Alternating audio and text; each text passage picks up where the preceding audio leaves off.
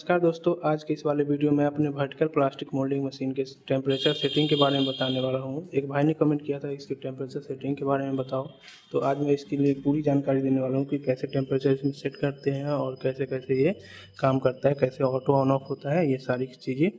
तो यहाँ पे आप लोग देख सकते हो, यहाँ पे एक टेम्परेचर का बटन है और ये हीटर ऑन करने का बटन है। ये इसकी मैंने कुछ जानकारी अपने वीडियो में दे रखी है, तो पिछला वाला वीडियो भी जाके देख सकते हो। इस वाले पीएलसी के बारे में सारी जानकारी मैंने दे रखा है। जैसा कि आप लोग यहाँ पे देख सकते हो, एसपी लिखा हुआ है। मैंने यहाँ पे जो जोन 1 की टेम्परेचर 165 सेट करके रखी है। ये सब मतलब मैंने टेम्परेचर यहाँ पे सेट करके रखा है। जोन 4 तक 150 तक मैंने करके रखा है और ये अभी एचओ ऑफ दिखा रहा है। यहाँ पे जो है आप जैसे हीटर ऑन करोगे तो प्रेजेंट वैल्यू दिखाने लगेगा। जैसे कि यहाँ पे ये वाला हीटर 28 डिग्री पे, ये 29 डिग्री पे, और ये जैसे मतलब ऑन होता है ये टेम्परेचर अपना गेन करना शुरू कर देता है। और यहाँ पे आप लोग देख सकते हो हीटर में थोड़ी सी आवाज़ आनी शुरू हुई है, हल्की सी आवाज़ आती है। तो जैसे हीटर ऑन होता है, जैसे मॉइस्चर वगैरह इसमें होता है तो वो वाला थोड़ा सा आवाज़ आता है। और बाकी मैं इसमें आप लोग को दिखा देता हूँ कि जैसे अभी फ़िलहाल ऑफ कर देते हैं और इसमें देखते हैं कि टेम्परेचर बटन में क्या क्या सेटिंग होता है। जैसे कि यहाँ पे आप लोग देख सकते हो जोन 1 की सेटिंग।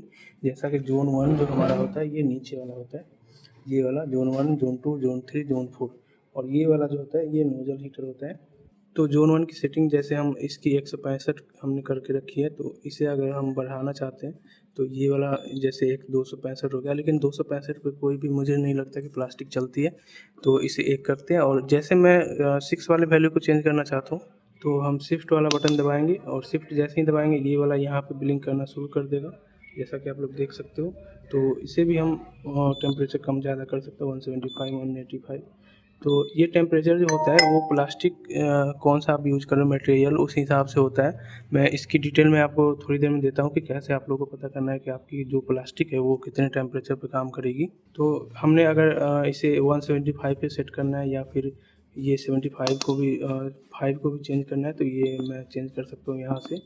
तो अगर मुझे ये जोन 1 वाली टेम्परेचर 177 ही रखनी है तो मैं यहाँ पे दबाऊँगा नेक्स्ट एंड सेव। तो जैसे मैं ये वाला बटन दबाऊँगा तो ये नेक्स्ट हो गया जोन 2 पे, और वो पिछला वाला जो सेटिंग था वो सेव हो चुका है। अब बात करें कि मुझे वहाँ वापस जाना है। अगर मैं बटन दबाते दबाते वो आगे चला गया तो मुझे यहाँ वापस जाना है जोन 1 पे, तो ये प्रीव्यू वाला बटन दबाएंगे। तो जैसे ही हम दबाएंगे तो जोन 1 पे आ चुका है, यहाँ पे आप लोग देख सकते हो।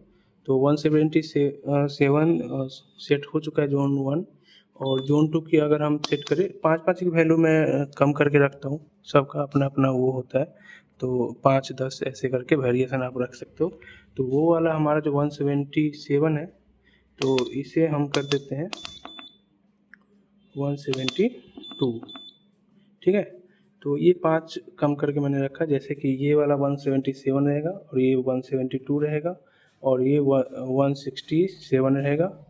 ऐसे करके आप कम कर सकते हो, है ना। तो जैसे जैसे ऊपर जाएगा वैसे वैसे कम किया जाता है टेम्परेचर को। ये वाला हमने सेट कर दिया जोन 2 का, और जोन 3 का भी आप बढ़ा सकते हो और जोन 4 का भी आप बढ़ा सकते हो।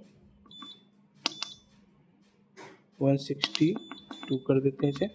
तो जोन 5 हमारा, जोन 5 में टेम्परेचर हीटर नहीं है तो इसकी सेटिंग रहने देते हैं, ये 0 ही रहेगा।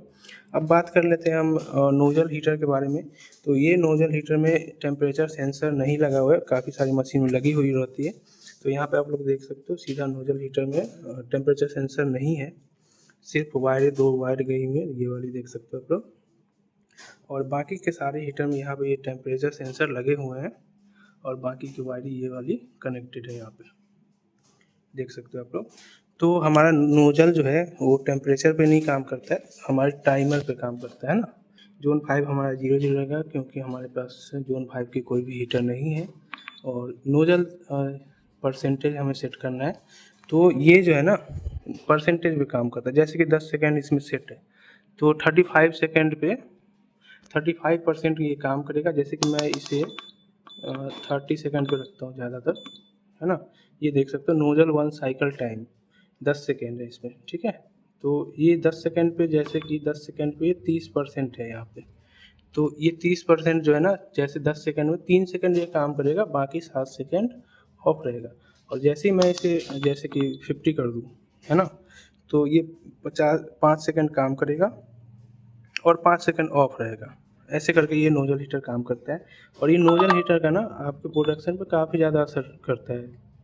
मैं आगे आपको बताता हूँ कैसे ये आप लोग को प्लास्टिक का काफ़ी सारा लॉस भी करा सकता है। काफ़ी सारे मेरे हुए भी हैं, जब मैं इसके बारे में मुझे पता नहीं था, तो मैं वो भी आपको दिखाऊँगा। तो ये वाला जो है ना 10 सेकंड में ये हमारा 30 सेकंड काम करता है, ठीक है। नोज़ल एक ही नोज़ल हीटर है, तो एक ही नोज़ल वाले में हमारा कनेक्टेड है, तो वही 30 सेकंड 30% पे हमने सेट करके रखा है। नोज़ल 2 नहीं है, बाकी सारी यही सेटिंग होती है इसमें। तो मैं आप लोगों को बता रहा था ना कि कैसे ये जो है ना नोज़ल हीटर आपका काफ़ी इम्पोर्टेंट रोल प्ले करता है इसमें। जैसे कि ये वाला जो है ना पतली सी लाइन यहाँ पे होती है। अब मान लो कि आपने नोज़ल हीटर को टेम्परेचर ज़्यादा कर दिया, तो वो वाली जो प्लास्टिक है ना, जो साइकिल टाइम में जो लगती है ना, तो ये बीच की प्लास्टिक आपकी जल जाएगी। काफ़ी काफ़ी ज़्यादा वो टेम्परेचर गेन कर लेगा, जिसकी वजह से वो ब्लैक हो जाएगी। और ये जो है ना आपका अंदर वाला प्लास्टिक वही सेम रहेगा और वो वाला जल जाएगी, तो आपके पार्ट में ना ब्लैक ब्लैक सा आने लगेगा। मैं आप लोगों को दिखाता हूँ। तो मेरे काफ़ी सारे ये प्रोडक्ट में ना, ये वाले कुछ प्रोडक्ट में शुरू में आते थे, ये देखो आप लोग ब्लैक आ जाता है ना। तो ये वाला जो है ना मेन रोल वही नोज़ल हीटर का ही होता है। अगर आपके पार्ट में ब्लैक आ रहा है ज़्यादातर, है ना, मेरे केस में तो यही हुआ है कि वो ब्लैक ब्लैक जैसे आता है, तो उसी वजह से हो रहा था।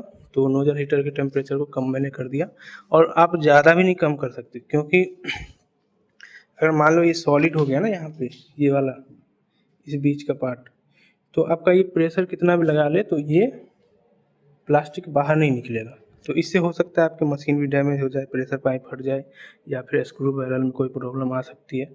तो वो भी आपको ध्यान रखना पड़ेगा कि आप ज़्यादा कम ना करें इसे। तो अभी मैंने आपको सारा का सारा ये जो पीएलसी में सेटिंग होता है, मैंने वो सारा का सारा बता दिया। अब मैं मान लो आप ये इसे ऑन करते हो, तो यहाँ पे क्या क्या आपको चेक करना है कि हमारा हीटर ऑन हुआ है या फिर नहीं।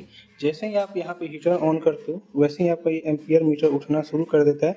और यहाँ पे देख सकते हो आपको नोजल हीटर जो है ना 3 सेकंड के लिए ऑन होता है, फिर ऑफ हो जाता है ना। तो ये अगर मान लो कि आपका 1 एम्पियर मीटर नहीं उठ रहा है, तो उसके लिए आपको क्या क्या चेक करना है। तो उसके अगर मान लो नहीं उठ रहा है, तो उसकी वजह से हो सकता है कि आपका एक हीटर काम करना बंद कर चुका है। तो आपको उसके लिए आप क्या क्या चेक करना है, तो मैं आप लोग को दिखा देता हूँ। जैसे आप इस पैनल को खोलोगे ना, तो इसके अंदर जो है आपको काफ़ी सारी कनेक्शन दिखेगी। आपको किसी भी वायर को टच नहीं करना, क्योंकि इसमें लाइव करंट होती है, तो आपको इसे छूना बिल्कुल भी नहीं है। तो यहाँ पे आप लोग देख सकते हो SSR लगी हुई है, सॉलिड स्टेट रिले। तो यहाँ पे जो है ना उसके नीचे देख सकते हो छोटी सी लाइट जलती है, तो उसका मतलब है कि ये रिले ऑन है। हो सकता है कि आपका ये रिले ख़राब हो, नहीं, ज़्यादातर केस में ये रिले नहीं ख़राब होता है। उसके नीचे जस्ट एक एमसीबी दी हुई थी सारी हीटर की अलग अलग, तो ये एमसीबी हो सकता है ट्रिप हो जाए, या फिर आपका एमसीबी ख़राब हो सकता है। ट्रिप होने के बाद ही आपको दिखेगा कि वो एमसीबी ख़राब है। जैसे कि मान लो ये एमसीबी गिर जाए ना, मान लो ये वाला एमसीबी गिर गया, तो हमारा एक जो है ना ये एम्पेयर मीटर उठना बंद कर दिया है। और जैसे ही मैं इसे उठा दूँ, है ना, तो ये वाला हमारा एम्पियर फिर से उठना शुरू हो गया। तो हो सकता है कि ये एमसीबी आपका गिरा हो। सभी जो है हीटर के अलग अलग एमसीबी होते हैं।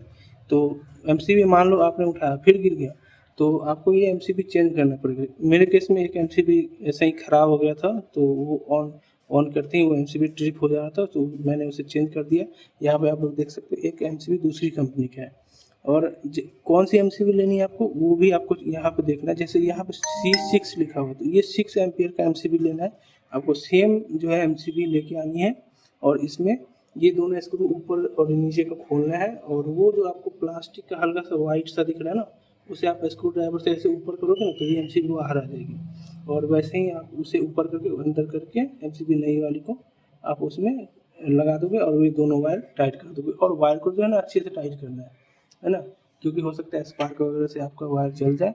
तो बाकी ये हीटर का ये एमसीबी होता है, एसएसआर होता है, और यहाँ पे एम्पियर मीटर होता है। तो एम्पियर मीटर जैसे उठ रहा है तो आपका जो है हीटर काम कर रहा है। अगर मान लो आपका एम्पियर ज़्यादा उठ रहा है, तो हो सकता है आपका हीटर ख़राब हो, या फिर लीकेज करंट हो, तो वो सब आपको चेक करना पड़ेगा, और वो हीटर आपको चेंज करना पड़ेगा। तो ये सब भी हो सकता है, लेकिन मेरे केस में बस एक एमसीबी ख़राब हुआ था, तो मैंने उसे चेंज कर दिया है। तो इस वाले पैनल को वापस से कस देते हैं। इस वाले पैनल को हमेशा आपको कस के रखना है, क्योंकि अंदर जो है लाइव करंट होती है, और इस मशीन को जो है ना अर्थ दे के रखना है आपको, क्योंकि इसमें जो है ना 3 फेज मोटर में हल्का फुल्का वो लीकेज करंट रहता ही है।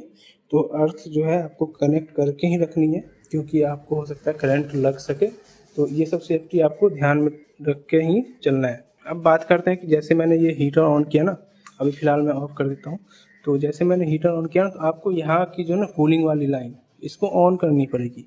अगर हो मतलब ये जो है ना, जैसे हीटर ऑन हुआ तो ये बैरल हीट होंगे, और इसका टेम्परेचर जो है ना यहाँ तक पहुँचेगा, और वो स्क्रू के माध्यम से ना यहाँ जो है ये जो हॉपर का ये जो पाइप है, वहाँ पे अगर मान लो वो प्लास्टिक पिघल गई ना, पिघल के वो जम गई, तो वो स्क्रू में भरने नहीं देगा अंदर प्लास्टिक को, तो जिसके वजह से हो सकता है आपका रिफिलिंग काम करना बंद कर देगा। ये वाला पार्ट ऊपर नहीं जाएगा, तो फिर आपको ये जो है हॉपर के ये पाइप को खोल के इसको ऐसे खिसका के बाहर की तरफ, और उसके अंदर जो भी प्लास्टिक जमा होगा ना वो उसे आपको निकालना पड़ेगा।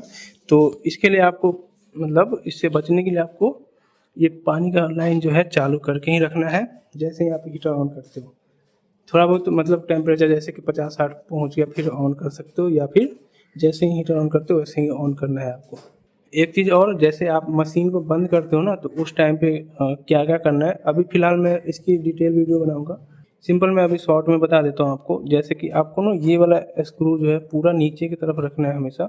जैसे कि यहाँ पे जो ना पूरा प्लास्टिक भरा होता है, और ये हमारा जो स्क्रू का वो जो होता है ना, तो ऊपर रहता है। तो यहाँ पे जो प्लास्टिक वो सॉलिड हो जाएगा, फिर आपको वो टेम्परेचर जो है काफ़ी देर तक देना पड़ेगा, जब तक पिघलेगा, फिर आपका वो स्क्रू बैरल खाली हो पाएगा।